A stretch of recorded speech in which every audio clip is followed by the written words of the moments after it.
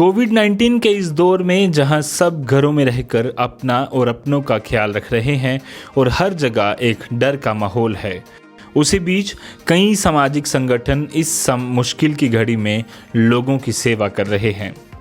इसी तरह का एक संगठन है हेमकुंड फाउंडेशन, जो जम्मू कश्मीर के विभिन्न हिस्सों में सेवा कर रहे हैं। मरीज को ऑक्सीजन पहुंचाने से लेकर मुफ्त दवाइयां, खाना व अन्य ज़रूरी सामान पहुंचाने का काम पिछले कई महीनों से हेमकुंड फाउंडेशन के साथ जुड़े वॉलंटियर्स कर रहे हैं। सबसे बड़ी बात यह है कि बिना किसी स्वार्थ के ये लोग रात दिन लोगों की सेवा में लगे हैं। कोविड की पहली और दूसरी वेव के बाद अब ये हेमकुंड फाउंडेशन तीसरी वेव के लिए संसाधन जुटाने में लग गया है। सेवा परम धर्मा, ये हमें सिखाया जाता है और हमेशा से कहा जाता है कि जब भी किसी भी तरह की परेशानी किसी पर आए तो उसकी सेवा करें, उसकी मदद करें, और उसी को लेकर लगातार यहाँ पर जम्मू में भी काम किया जा रहा है। कई सारी वॉलंटियर ऑर्गेनाइजेशन जो हैं वो इस कोविड के क्राइसिस में लोगों की मदद कर रहे हैं, और उसी तरह की एक ऑर्गेनाइजेशन है हेमकुंड ऑर्गेनाइजेशन, जो कि काफ़ी समय से जम्मू के लोगों पर जो ये सबसे बड़ी आपदा आज तक की आन बनी है उस पर काम कर रहे हैं, जिसको लेकर जो भी परेशानी लोगों को आ रही है, चाहे वो मेडिकल इक्विपमेंट्स की हो, चाहे अगर हम बात करें दवाइयों की हो या फिर बाकी सब चीज़ों की हो, तो पूरी तैयारी भी उसी हिसाब से कर ली गई है। अगर हम फर्स्ट वेव की बात करें, सेकंड वेव की बात करें, और अब जो चैलेंजेस हैं हमारे सामने वो थर्ड वेव को लेकर हैं, किस तरह से उसे निपटा जा सके, उसको लेकर भी इस ऑर्गेनाइजेशन ने पूरी तैयारी यहाँ पर कर ली है। यहाँ पर आप देख सकते हैं जिस तरह से ऑक्सीजन के जो सिलेंडर्स हैं उन्हें वो भी यहाँ पर लाए गए हैं इस ऑर्गेनाइजेशन द्वारा, और पूरी कोशिशें की जा रही हैं कि जब भी यहाँ पर किसी भी तरह की परेशानी किसी को भी आती है तो उससे जल्द से जल्द यहाँ पर मदद पहुंचाई जा सके। और चाहे वो ऑक्सीजन सिलेंडर की बात हो या फिर अलग अलग इक्विपमेंट्स जो भी कोविड क्राइसिस के समय में लोगों को ज़रूरत होती है, वो सारे इक्विपमेंट जो है वो यहाँ पर इनकी ऑर्गेनाइजेशन द्वारा इकट्ठे किए गए हैं ताकि इस आपदा से लड़ा जा सके। ये पूरा एक तरीके का वॉर रूम जो है वो यहाँ पर तैयार किया गया है, जिसमें जितने भी इक्विपमेंट्स हैं वो यहाँ पर इन्होंने रखे हैं ताकि जब भी किसी को नीड हो तो जल्द से जल्द वो पहुँचाया जा सके, जिसमें सर्जिकल मास्क है, पीपी किट्स है, ज़रूरी दवाइयाँ हैं, oxygen concentrators, oxygen flow meters जो कई सारे लोगों को नहीं मिल पा रहे या महंगी दामों पर बाज़ारों में मिल पा रहे हैं। तो पूरी तरह से यहाँ पर मुफ्त सेवा के भाव से यहाँ पर काम जो है वो यहाँ पर किया जा रहा है हेमकुंड फाउंडेशन द्वारा। यहाँ से कुछ वॉलंटियर्स हमारे साथ मौजूद हैं, इनसे बात भी करेंगे। सर, किस तरह से आपकी ऑर्गेनाइजेशन जो है वो ऑपरेट कर रही है, काम कर रही है, सेवा किस तरह से लोगों तक पहुँचाई जा रही है? जैसे आपने राइटली बोला कि जैसे फर्स्ट वेव में इतने पेशेंट्स नहीं आ रहे थे हमारे पास, तो सेकेंड वेव में जब जम्मू का हाल हमने देखा कि लोग तरस रहे हैं मेडिकल इक्विपमेंट्स के लिए, हालांकि एडमिनिस्ट्रेशन की तरफ से काफ़ी ज़्यादा उन्होंने इकदाम लिए थे, बट कहीं ना कहीं जो पेशेंट्स घर पे रह गए थे और उनको नहीं मिल पा रहा था, तो हम लोगों ने ये सोचा कि जो ऑक्सीजन का सप्लाई शॉर्ट है उसको हम कहीं वो गैप फिल कर सकें एक हॉस्पिटल के बीच में और घर के बीच में।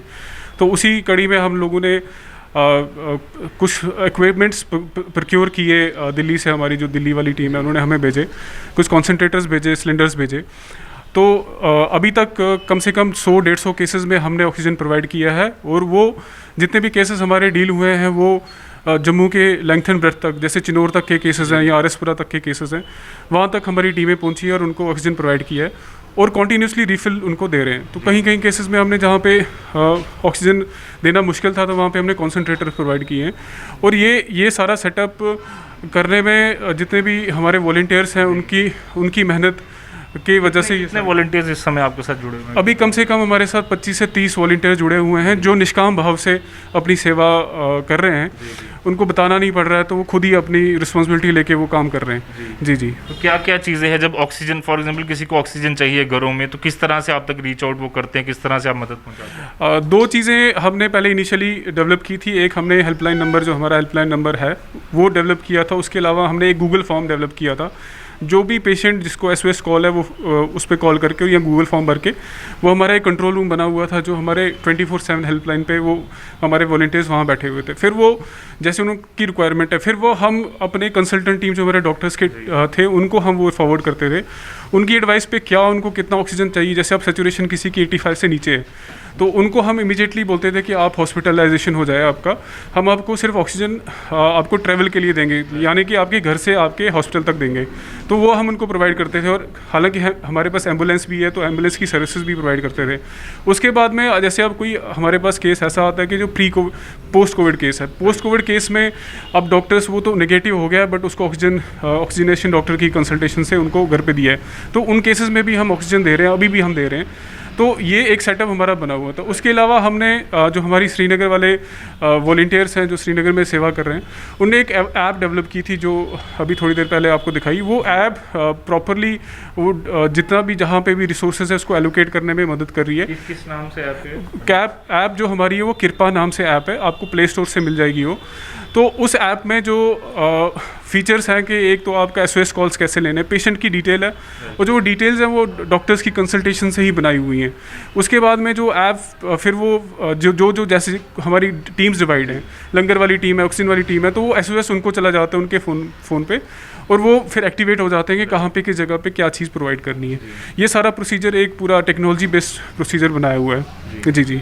इसके अलावा अभी किस तरह से आप थर्ड वेव की तैयारी कर रहे हैं, क्योंकि ये भी हम मान सकते हैं, एक्सपर्ट्स भी ये कह रहे हैं कि थर्ड वेव भी आ सकती है, तो उसके लिए किस तरह की तैयारी यहाँ पर की जा रही है? ये बड़ा इंपॉर्टेंट क्वेश्चन आपने पूछा। हालांकि अभी तक जो हमारे केसेस चल रहे हैं सेकंड वेव के ही चल रहे हैं, तो थर्ड वेव भगवान ना करे अगर ऐसा कुछ आता है तो हम उस कंटीजेंसी के लिए प्रिपेयर हैं। हमने एक प्लान चेकआउट किया, जो हमारे पास डेटा बना हुआ है, जो पिछले केसेस सेकंड वेव में जो डेटा हमने प्रिपेयर किया उससे डेटा बना हुआ है कि वल्नरेबल पॉपुलेशन कौन सी है। काफ़ी ज़्यादा लोग जो वैक्सीनेट हो चुके हैं, जो नहीं हो सके हैं, तो उनके लिए हम सोच रहे हैं कि उनके लिए हम अपने रिसोर्स एलोकेट कर सकें प्रॉपरली। तो वो सारे रिसोर्सेज हमने जमा करना शुरू कर दिए हैं। हमारे पास कल भी कंसाइनमेंट आया कुछ सिलेंडर्स और कॉन्सेंट्रेटर्स का। वी आर एक्सपेक्टिंग हमारे पास और भी हमारे पास आ जाएगा, ताकि हम मैक्सिमम रीच आउट कर सकें, और एक जो ब्रिज होता है एक एडमिनिस्ट्रेशन और उसको थोड़ा फिल करने की कोशिश करें, ताकि जो कहीं अगर आपदा आती है तो उसको हम एक ही मोमेंट पे रोक सकते हैं कि अगर ऑक्सीजन एकदम कम हो रहा है तो हम उनको वो चीज़ें प्रोवाइड कर लेंगे उस टाइम पे। ये हमारे प्लान्स है, फर्दर प्लान्स है। जी बिल्कुल, पूरी तरह से जो ये फाउंडेशन है एक सेवा भाव से काम कर रही है, और ये पूरी वॉलंटियर्स की टीम 2400 घंटे तैनात रहती है, ताकि किसी को भी किसी भी तरह से परेशानी हो, जम्मू में आसपास के इलाकों में कभी भी किसी भी तरह की रिक्वायरमेंट हो, खासकर कोविड क्राइसिस में, उनको वो मदद जो है वो जल्द से जल्द पहुँचाई जा सके। और सबसे बड़ी चीज़, एडमिनिस्ट्रेशन हो या हेल्थ डिपार्टमेंट तो अपनी तरफ से तीसरी वेव की तैयारियां कर रहा है, पर यहाँ पर इस ऑर्गेनाइजेशन ने भी पूरी कोशिश की है कि तीसरी वेव की तैयारियां की जाए, ताकि अगर ऐसी आपदा हम पर आती है तो उससे लड़ने के लिए पूरी तरह से हम तैयार हों। कैमरा पर्सन कमल सिंह के साथ Rajat Vora, the news now, Jammu.